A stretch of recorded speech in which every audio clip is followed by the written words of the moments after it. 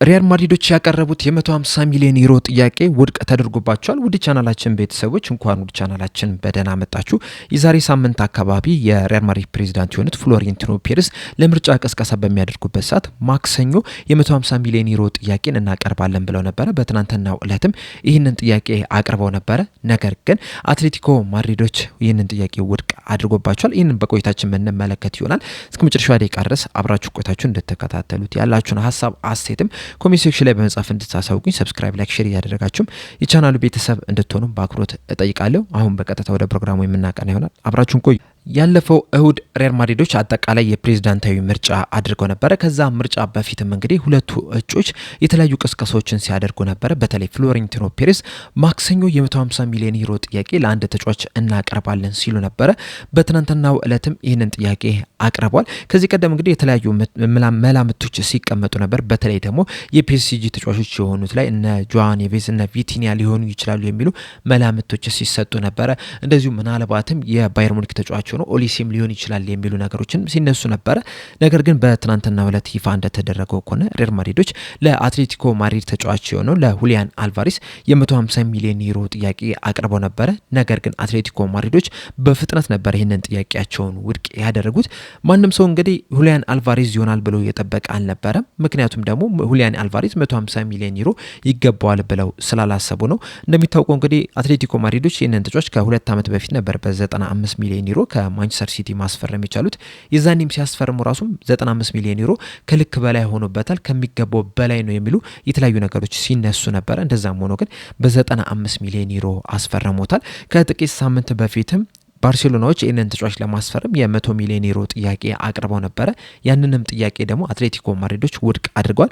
አሁን ላይ ደግሞ ሪያል ማድሪዶች 50 ሚሊዮን ዩሮ ጨምረው በ150 ሚሊዮን ዩሮ በትናንትና ዕለት ይህንን ተጫዋች ለማስፈረም ጥያቄ አቅርበው ነበረ። ነገር ግን አትሌቲኮ ማድሪዶች ያንን ጥያቄ ወዲያውኑ ውድቅ አድርገውታል። ሪያል ማድሪዶች ያቀረቡት ጥያቄ በሁለት ምክንያት አስገርሞኛል። የመጀመሪያው ምክንያት ቀደም እንዳልኳችሁ ለሁሊያን አልቫሬስ 150 ሚሊዮን ዩሮ ይገባዋል ብዬ አላስብም። ምናልባት 150 ሚሊዮን ዩሮ ይገባዋል ተብሎ የሚጠበቀው በተለይ አጥቂ ስፍራ ላይ የባየር ሙኒኩ ማይከል ኦሊሴ ነው። ከዛ ውጭ ግን በዚህ ሰዓት ላይ 150 ሚሊዮን ዩሮ የሚገባው ተጫዋች አለ ብዬ አላስብም። በተለይ አቬሌብል የሆነው ለምሳሌ ላሚን ያማል ከዛ በላይ ሊገባው ይችላል። ነገር ግን ደግሞ ከባርሴሎና ወደ ሪያል ማድሪድ ያቀናል ተብሎ አይጠበቅም። ተጫዋቹም ወደ ሪያል ማድሪድ የማቅናት ፍላጎት የለውም። ምናልባትም ኪሊያን ኤምባፔ፣ ቪኒሲየስ ጁኒየርም እዛ አካባቢ ገንዘብ ሊገባቸው ይችላል። እነሱ ደግሞ እዛው ሪያል ማድሪድ ላይ ነው የሚገኙት። ከነሱ በተጨማሪ ምናልባት ሃላንድ 150 ሚሊዮን ዩሮ ሊያወጣ ይችላል። እሱም ደግሞ በማንቸስተር ሲቲ ቤት የማይሸጥ ተጫዋች እንደሆነ ነው እየተነገረ የሚገኘውና ከነዚህ ውጪ 150 ሚሊዮን ዩሮ የሚገባው ተጫዋች ማይከል ኦሊሴ ነው እንጂ ሁሊያን አልቫሬስ 150 ሚሊዮን ዩሮ ይገባዋል ብዬ አላስብም። በሁለተኛው ምክንያት ደግሞ ለምንድነው ሲጀምርስ ለማስፈረም የፈለጉት የሚለው ራሱ ሌላ የሚያስገርም ጉዳይ ነው። ምክንያቱም ሁሊያን አልቫሬስ በዋነኝነት የሚጫወተው ከተመለከትን በ9 ቁጥር ቦታ ላይ ነው። በዚህ ሰዓት ደግሞ በ9 ቁጥር ቦታ ላይ ኪሊያን ኤምባፔ እየተጫወተ ነው የሚገኘውና ከአትሌቲኮ ማድሪድ ለቆ ወደ ሪያል ማድሪድ አቅንቶ ቤንች መሆን የሚፈልግ አይመስለኝም። ስለዚህ ይህንን ተጫዋች ማስፈረም መፈለጋቸው ያን ያህል ትርጉም አይሰጥም። በዚህ ሰዓት ላይ ሪያል ማድሪዶች ማስፈረም ካለባቸው እንደዚሁም ደግሞ ማጠናከር ካለባቸው የቀኝ ክንፍ ቦታውን ነው እንጂ 9 ቁጥር ቦታውን ወይም ደግሞ የግራ ክንፍ ቦታውን አይደለም። እና ለዛ ደግሞ ማይከል ኦሊሴ በጣም የተሻለ ተጫዋች ነውና ማይከል ኦሊሴ እያለ ለሁሊያን አልቫሬስ ጥያቄ ማቅረባቸው በጣም ያስገርማል። አትሌቲኮ ማድሪዶችም ሁሊያን አልቫሬስ በጭራሽ የማይሸጥ ተጫዋች ነው፣ ማንኛውም ክለብ ይህንን ተጫዋች መግዛት የሚፈልግ ከሆነ ደግሞ የውል ማፍረሻውን 500 ሚሊዮን ዩሮ ማምጣት አለባቸው ነው እያሉ የሚገኙት። ሪያል ማድሪዶች ደግሞ ከዚህ በኋላ ሁሊያን አልቫሬዝን ለማስፈረም በድጋሚ ጥያቄ አናቀርብም፣ ከዚህ የተሻለም ሂሳብ አናቀርብም የሚል መግለጫን ሰጥተዋል ነው እየተባለ የሚገኘው። ይህንን የዝውውር ሂደት ስትመለከቱ ምናልባት ፍሎሬንቲኖ ፔሬዝ ያኔ 150 ሚሊዮን ዩሮ ይዘን አንድ ተጫዋችን ለማስፈረም ጥያቄ እናቀርባለን ያሉት ጀስት ለምርጫ ቀስቀሳ ብቻ ይሆን እንዴ የሚል ጥያቄ ያስነሳል። ምክንያቱም የምር ሁሊያን አልቫሬዝን ወደ ሪያል ማድሪድ ለመውሰድ ለማስፈረም ፈልገው ቢሆን ኖሮ በ150 ሚሊዮን ዩሮ ብቻ አይረጉም ነበረ። ተጨማሪ ገንዘቦችን እየጨመሩ በድጋሚ ጥያቄ ያቀርቡ ነበር። ይህንን ደግሞ በእግር ኳስ ዓለም ላይ የተለመደ ነገር ነው። ሁልጊዜም እንግዲህ አንድ ተጫዋች የውል ማፍረሻ ከሌለው ገዢ ክለብ ክለብ ሁኔታዎችን ለማወቅ ያለውን ሂሳብ ለማወቅ ነው ዝም ብሎ የመጀመሪያውን ጥያቄ የሚያቀርበው። ከዛ በኋላ የሻጩ ክለብ ያንን ጥያቄ ተመልክቶ የሚቀበለው ከሆነ ይቀበሏል። ነገር ግን ብዙ ጊዜ የመጀመሪያው ጥያቄ ላይ ክለቦች አይቀበሉም። ሁለተኛ ጥያቄ እንዲያቀርቡ የመጀመሪያውን ጥያቄ ውድቅ ያደርጉባቸዋል። ከዛ ሁለተኛው ጥያቄ ላይ ደግሞ ገዢ ክለብ ተጨማሪ ገንዘቦችን ጨምሮ ለመግዛት ይሄዳል። ይዛኔ ሻጩ ክለብ ሊቀበለው ይችላል። ካልተቀበለው ደግሞ በድጋሚ ሂሳብ ጨምሮ ለሻጩ ክለብ ያቀርብላቸዋል። ይዛኔ ምናልባትም ሻጩ ክለብ ይህንን ገንዘብ ሊቀበል ይችላልና በእግር ኳስ ዓለም ውስጥ በተለይ ደግሞ በዝውውር ሂደቶች ላይ እንደዚህ አይነት ነገሮች የተለመዱ ነገሮች ናቸው። አዲስ ነገር አይደለምና ሪያል ማድሪዶች ከምር ፈልገውት ቢኖሩ አንድ ጥያቄ ብቻ አቅርበው ዞር አይሉም ነበረ። ተጨማሪ ጥያቄዎችን ያቀርቡ ነበረ። ነገር ግን ለምርጫ ቀስቀሳ ብቻ በሚመስል መልኩ አንድ ጥያቄ ብቻ አቅርበው ፊታቸውን ሊያዞሩ እንደሆነ ነው እየተነገረ የሚገኘው። በእርግጥ ሁሊያን አልቫሬዝን ማስፈረም ባይችሉ እንኳን ራሱ ሌሎች ተጫዋቾችን ለማስፈረም እንቅስቃሴ ያደርጋሉ ተብሎ ነው የሚጠበቀው። በተለይ ደግሞ በዓለም ዋንጫ ላይ የተለያዩ ተጫዋቾችን እንደሚመለከቱ ነው የሚጠበቀው። ከዚህ ቀደም እንግዲህ ወደ 11 የሚደርሱ በጣም ምርጥ የሚባሉ ተጫዋቾችን ከዓለም ዋንጫ ላይ ተመልክተው ያስፈርሟቸዋል። ለምሳሌ አሁን የኮሎምቢያዊ ተጫዋች የሆነው ሀሚስ ሮድሪጌዝን በዓለም ዋንጫ ላይ ተመልክተው ነበር ሪያል ማድሪዶች ማስፈረም የቻሉት። ሌሎችንም ተጫዋቾች በተመሳሳይ መልኩ ዓለም ዋንጫ ላይ ተመልክተው ያስፈረሟቸው አሉ። አሁንም እንግዲህ ከሁሊያን አልቫሬዝ ውጪ ሌሎች ተጫዋቾችን ይመለከታሉ ተብሎ ይጠበቃል። እነዚህን ተጫዋቾች ስንመለከት አንደኛው የቦሩሲያ ዶርትመንድ ተከላካይ የሆነው ኒኮ ሾልተር ባክ ነው። ይህ ተጫዋች እንግዲህ በተለያዩ ክለቦች ስም ዝርዝር ውስጥ የገባ ተጫዋች ነው። የተለያዩ ክለቦች እየተመለከቱት ነው የሚገኙት። ከነዚህ መካከል ደግሞ አንደኛው ሪያል ማድሪድ ነውና ሪያል ማድሪዶች ደግሞ በዚህ ሰዓት ላይ ልምድ ያለውን የቡድን መሪ መሆን የሚችል ተከላካይን ማስፈረም ይፈልጋሉ። በእርግጥ ኢብራሂማ ኮናቴን በነጻ ዝውውር አስፈረሙታል። ያም ግን በቂ እንዳልሆነ ነው እየተነገረ የሚገኘውና የቦሩሲያ ዶርትመንዱን ኒኮ ሾልተር ባክን ለማስፈረም ፍላጎት አላቸውና በዓለም ዋንጫው ላይ በቅርበት ይከታተሉታል ተብሎ ይጠበቃል።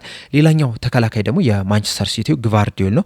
በእርግጥ ማንቸስተር ሲቲዎች የዚህን ተጫዋች ኮንትራት ለማደስ እየሰሩ ነው የሚገኙት። እንደዛም ቢሆንም ግን ሪያል ማድሪዶች ይህንን ተጫዋች ማስፈረም ይፈልጋሉ ነው እየተባለ የሚገኘው። በዓለም ዋንጫው ላይም በቅርበት ይከታተሉታል። መሀል ሜዳው ላይ የቼልሲው ኤንዞ ፈርናንዴዝ፣ የፒኤስጂዎቹ ጆአዎ ኔቬዝ እና ቪቲኒያ እንደዚሁም የሊቨርፑሉ ማካሊስተር የማንቸስተር ሲቲውን ደግሞ ሮድሪን በቅርበት ይከታተሏቸዋል ተብሎ ይጠበቃል። ሪያል ማድሪዶች እንግዲህ የተለያዩ ቦታዎችን ለማደስ ነው ጥረት እያደረጉ የሚገኙት። ከነዚህ መካከል ደግሞ አንደኛው የመሀል ሜዳው ነውና እነዚህን ተጫዋቾች በማምጣት መሀል ሜዳውን ለማጠናከር እንዳሰቡ ነው እየተነገረ የሚገኘው። በተለይ ደግሞ በክረምቱ የዝውውር መስኮት ካማቪንጋ ክለቡን ሊለቅ የሚችልበት እድል እንዳለ እየተዘገበ ይገኛል። ከሱ በተጨማሪም ሌሎች ተጫዋቾችም ይለቃሉ ተብሎ ይጠበቃልና እነዚህ የሚለቁ ኮዳ ደግሞ ያንን ቦታ ለማጠናከር እነዚህን የመሀል ሜዳ ተጫዋቾችን በቅርበት ይመለከቷቸዋል ተብሎ ይጠበቃል። ከነዚህ በተጨማሪም ደግሞ የኮሞ ተጫዋች ሆነው ኒኮ ፓዝንም በቅርበት ይከታተሉታል ተብሎ ይጠበቃል። ይህ ተጫዋች እንግዲህ የሪያል ማድሪድ ንብረት ነበር። ነገር ግን ሪያል ማድሪዶች እድል ባለመስጠታቸው ምክንያት ወደ ኮሞ ሊያቀና ይችላል። ነገር ግን ወደ ኮሞ በሚሸጡበት ሰዓት መልሶ የመግዛት አማራጭን አስቀምጠው ነበርና ምናልባትም በክረምቱ የዝውውር መስኮት በዓለም ዋንጫው ላይ ጥሩ እንቅስቃሴ የሚያደርግ ከሆነ መልሶ የመግዛት አማራጫቸውን ተጠቅሞ ወደ ሪያል ማድሪድ ሊመልሱት ይችላሉ እየተባለ ይገኛል። ከነዚህ በተጨማሪም ደግሞ ማይከል ኦሊሴንም በቅርበት ይከታተሉታል ተብሎ ይጠበቃል። በተለይ የሪያል ማድሪድ አዲስ አሰልጣኝ ተደርገው የተሾሙት ሆዜ ሞሪኖ የማይከል ኦሊሴ አድናቂ እንደሆኑ ነው እየተነገረ የሚገኘውና ምናልባትም ከዚህ በኋላ ይህንን ተጫዋች ለማስፈረም እንቅስቃሴ ሊያደርጉ ይችላሉ። በእርግጥ ባየር ሙኒኮች ማይከል ኦሊሴ የማይሸጥ ተጫዋች ነው እያሉ የሚገኙት። ነገር ግን ደግሞ ሁሉም ተጫዋቾች ቫልዩ አላቸው።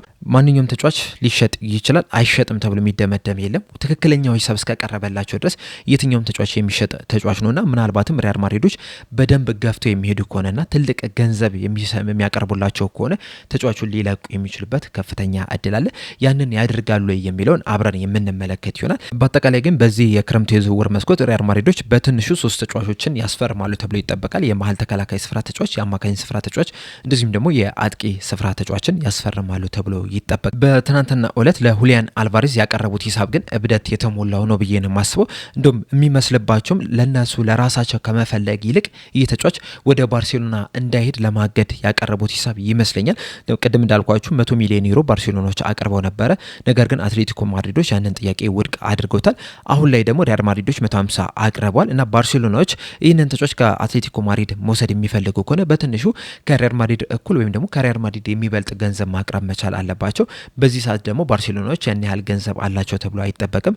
ቢኖራቸውም ለአንድ ተጫዋችም ያወጣሉ ተብሎ አይጠበቅምና ሪያል ማድሪዶች ለራሳቸው ከመውሰድ ይልቅ ወደ ባርሴሎና እንዳይሄድ ለማድረግ ያደረጉት ጥረትም ይመስለኛል። እናንተስ በሪያል ማድሪድ ጥያቄ ምን ተሰማችሁ? 150 ሚሊዮን ዩሮ ለሁሊያን አልቫሬስ ይገባዋል ብላችሁ ታስባላችሁ? ሀሳብ አስተያየታችሁ እንዳለ ኮሜንት ሴክሽን ላይ በመጻፍ አሳውቁኝ። ለአሁን እኔ እዚህ ላይ አበቃው። በቀጣይ በሌላ እስከምንገናኝ ድረስ ሰብስክራይብ፣ ላይክ፣ ሼር ማድረግ እንዳትረሱ። ቸር ያቆየን።